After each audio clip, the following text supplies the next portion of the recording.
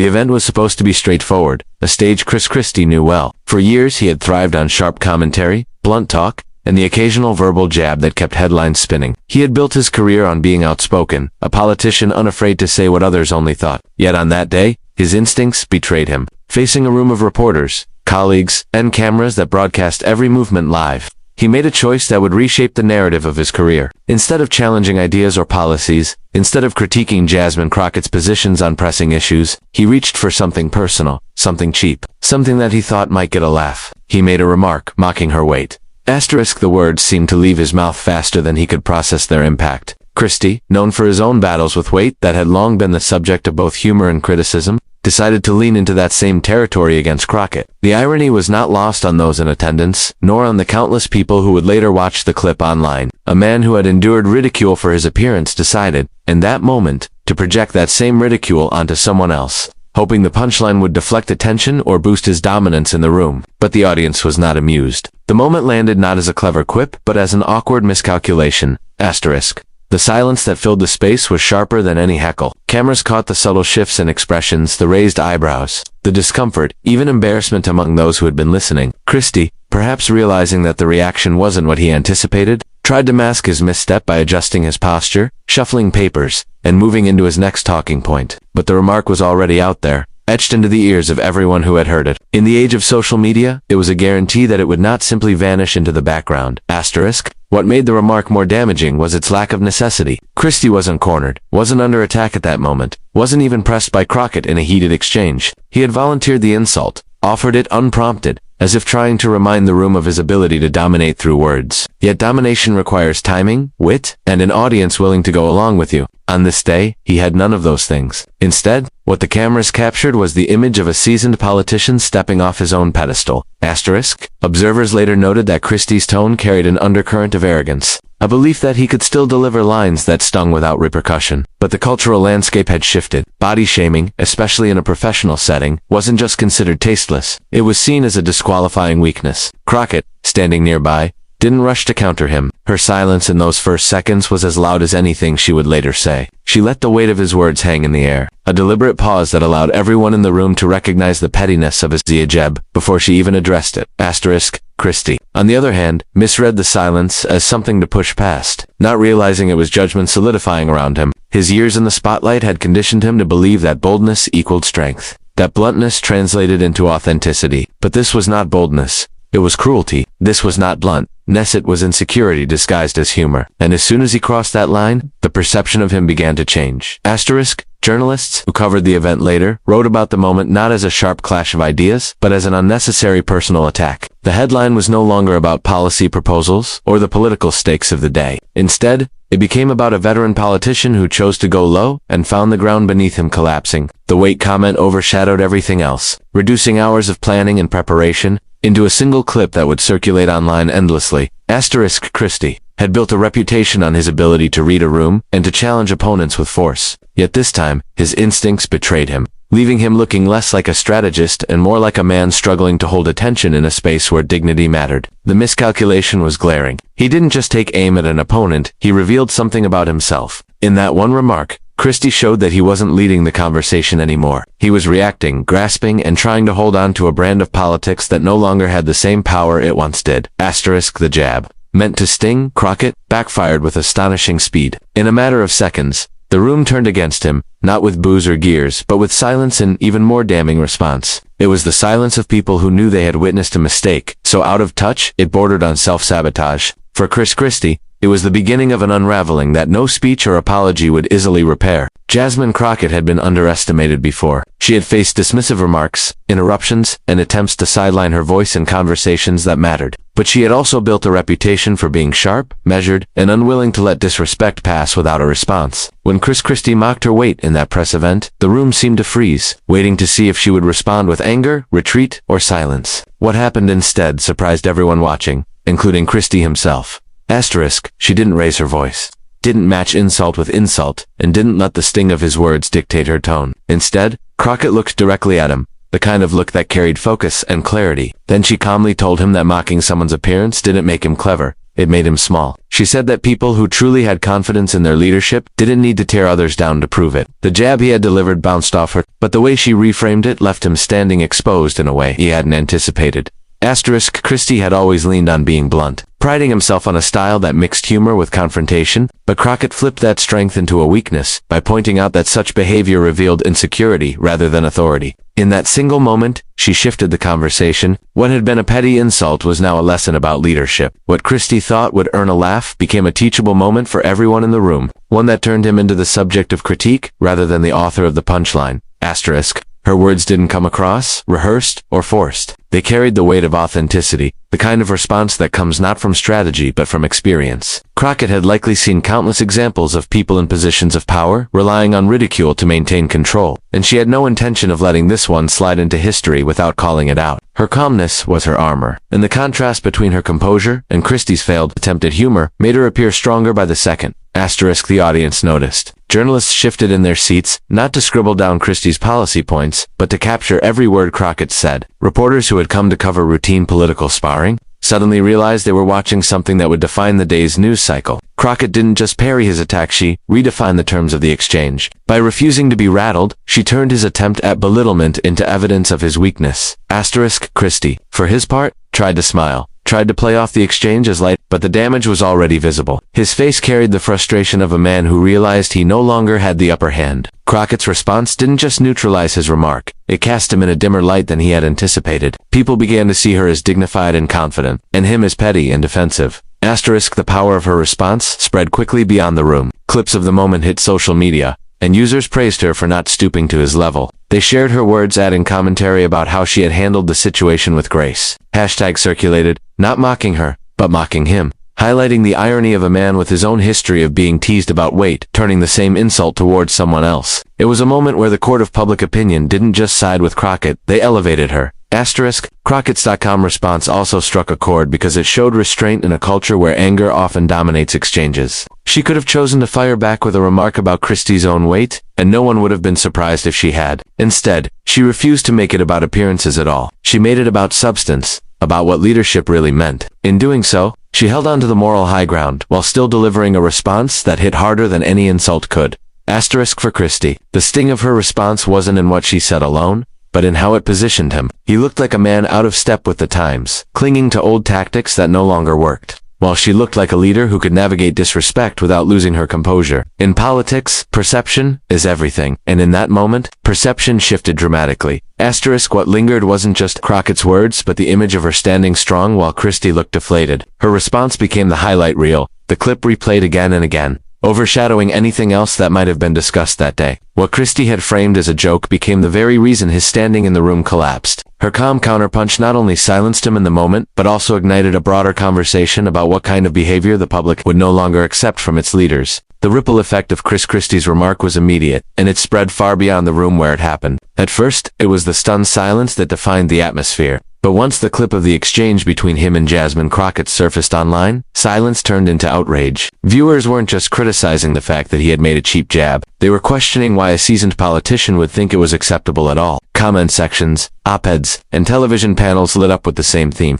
Christie had crossed a line that leaders in his position could no longer afford to cross. In the days following the event, news outlets replayed the moment in slow motion, analyzing not just his words but the uncomfortable expressions of those around him. The narrative quickly shifted away from any political message he might have hoped to push during that press conference. Instead, the headline became his failed attempt at humor and the way Crockett had dismantled it with calm precision. Christie had been a veteran in the political arena for decades, but this misstep made him look careless, as though he had forgotten how much the environment had changed.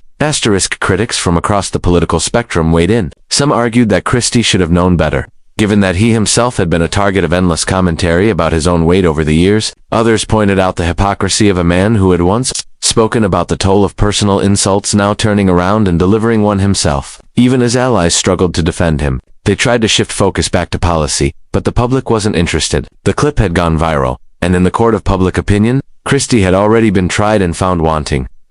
Jasmine Crockett, meanwhile, became the focus of admiration. People praised not only her words, but the way she had handled herself. Social media users shared the clip with captions about dignity, strength, and leadership. What Christie had intended as a moment to undermine her ended up elevating her reputation instead. In contrast, Christie's image seemed to shrink. For a man who had built a persona on toughness, the irony was hard to ignore. He looked weaker than ever. Television networks dissected the incident for days. Analysts explained how the political landscape had changed, how moments of disrespect now carried consequences that could snowball in hours. One commentator noted that Christie wasn't just out of touch. He was out of sync with a generation that demanded more accountability from leaders. The old tactics of dominance through personal attacks no longer resonated in the same way. Instead, they triggered backlash. And Christie had walked straight into that reality without realizing it. The backlash wasn't limited to political circles. Everyday people chimed in, many of them sharing personal stories about body shaming and the harm it caused. They expressed how refreshing it was to see someone like Crockett stand firm and respond with grace, rather than hostility. In their eyes, she represented the type of leader who could withstand disrespect without becoming disrespectful herself. Christie, on the other hand, was painted as the outdated figure clinging to methods that no longer worked. Even late-night hosts joined in, but their jokes weren't aimed at Crockett. They targeted Christie, poking fun at how badly his attempt had backfired. What he may have thought was a moment to show sharp wit became material for comedians to highlight his political miscalculation. Laughter, the very thing he had sought, was now turned against him. Behind the scenes. Insiders whispered that Christie was rattled by how quickly the story had spiraled. He had faced criticism before, but this was different. This wasn't about policy, disagreements, or ideological battles, it was about character. And in politics, once the public begins to question your character, it becomes difficult to recover. His team scrambled to contain the fallout, but each attempt to explain or downplay the remark only reignited the conversation. The more he tried to move past it, the more people remembered it. Jasmine Crockett didn't need to repeat her response. She didn't need to capitalize on the moment with press tours or endless commentary. The strength of her reply was that it stood on its own, replayed by others without her having to push it. Christie's words had been impulsive, but her response was timeless enough that people kept returning to it as an example of poise under pressure. As the days turned into weeks, the backlash solidified. Christie found himself defined not by his long career, but by one poorly chosen remark and the way it revealed him to the public. He had meant to put Crockett in a corner, but instead, he put himself in one. The very strategy that once made him stand out, his unfiltered bluntness, had become the reason. Many were calling for him to step aside. The backlash wasn't just a passing storm, it was a lasting stain on his legacy, and it came from a moment he thought would be nothing more than a throwaway joke. When Chris Christie stepped in front of cameras to announce that he was leaving politics, many people already suspected what was coming. The press event was framed as a personal decision, a chance for him to bow out gracefully and control the narrative of his departure. But the timing was impossible to ignore. It had been only weeks since his exchange with Jasmine Crockett, the moment that went viral and seemed to follow him everywhere. For many, his resignation wasn't a surprise, it was the inevitable conclusion to a storm he had created for himself.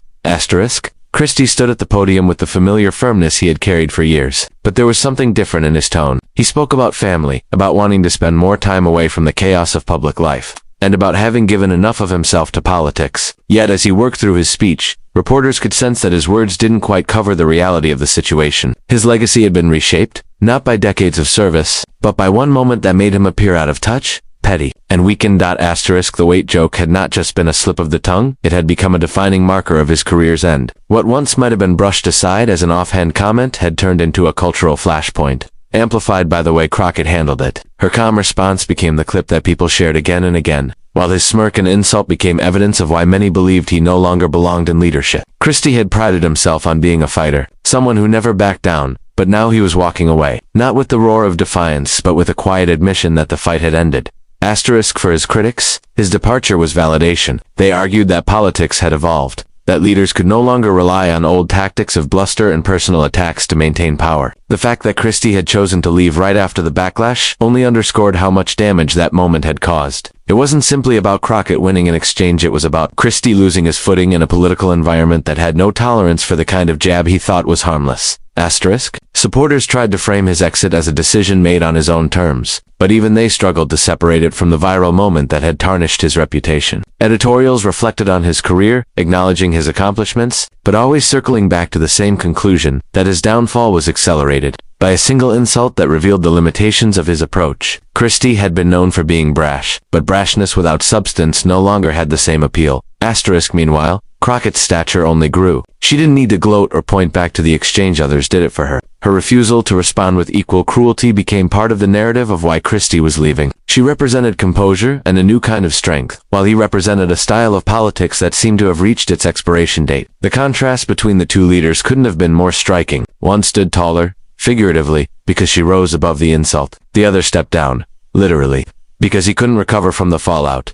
Asterisk as Christie finished his resignation speech. Questions shouted from the press pool tried to pin him down on whether Crockett's response had played a role in his decision. He dodged them, sticking to the script of family and personal reasons, but those watching at home knew the truth didn't need to be spoken outright. Everyone could connect the dots. He didn't leave politics in the aftermath of a major policy defeat or a scandal involving corruption. He left because a moment meant to humiliate someone else ended up humiliating him. Asterisk, in the weeks after, retrospectives on his career highlighted his rise, his confrontational style, and his ability to dominate debates. Yet every timeline ended the same way, with the moment he mocked Crockett's weight and was dismantled by her poise. It was a lesson about how quickly reputations can unravel and how a single miscalculation can overshadow decades of work. Chris Christie became a cautionary tale for leaders who thought their words would never catch up to them. Asterisk, by the time he stepped away, Christie wasn't remembered as the fighter he once claimed to be. He was remembered as the man whose own words had forced him out of the very arena he loved. And while he walked off the stage, Crockett's response remained, echoing louder than anything else he said in his final days of political life. In the end, the entire episode became more than just a political clash between Chris Christie and Jasmine Crockett. It became a moment that reflected the shifting expectations of leadership and the public standards the public now demanded from those in power. Christie had spent years cultivating an image of strength through bluntness, a figure who never hesitated to say what others wouldn't, but when he turned that bluntness into a personal insult, the strength he relied on vanished. What once earned him applause now drew silence, disapproval, and ultimately, rejection. His mockery was not remembered as clever, it was remembered as careless. Asterisk, Jasmine Crockett, by contrast, did not need theatrics or aggression to come out on top. Her response wasn't crafted for applause. It was grounded in composure and confidence. By refusing to stoop to Christie's level, she reminded people that leadership was not about overpowering opponents with insults, but about showing grace under pressure. In that moment, she embodied the type of figure people increasingly wanted to see in politics. Someone who could withstand attacks without losing integrity. The calmness with which she answered him spoke volumes, and in doing so, she became the central figure of the story, not because she sought it, but because her dignity demanded attention. Asterisk, Christie's decision to leave politics only amplified the contrast. His exit symbolized what happens when a leader's words no longer align with the times, when the very tactics that once elevated a career suddenly drag it down. The joke that was meant to belittle Crockett ended up belittling him. It showed that words could dismantle reputations faster than any policy misstep. For all his years in politics, Christie wasn't remembered in the end for his governance, but for the moment he let arrogance cloud his judgment and underestimated the resolve of the person standing across from him. Asterisk. The broader lesson from the exchange went far beyond the two individuals. It underscored a truth that many had long suspected but rarely saw so clearly. Politics is not only about what you say, but how you say it and who you are when challenged. Christie, once seen as unshakable, was shaken by his own mistake. Crockett, expected by some to falter under a personal attack, only grew stronger. The power dynamic flipped in an instant, and the public never forgot it. Asterisk, history often reduces long careers to defining moments, and for Chris Christie, that defining moment came not from policy achievements or bold reforms, but from a miscalculated remark that exposed the limits of his approach. For Jasmine Crockett, it became the moment that elevated her beyond a single exchange. It positioned her as a leader who could navigate disrespect with dignity. The end of Christie's political journey, and the rise of Crockett's presence in that same moment, revealed the lasting power of restraint, clarity, and respect in the face of insult. And in politics, those qualities can outlast even the most seasoned of careers.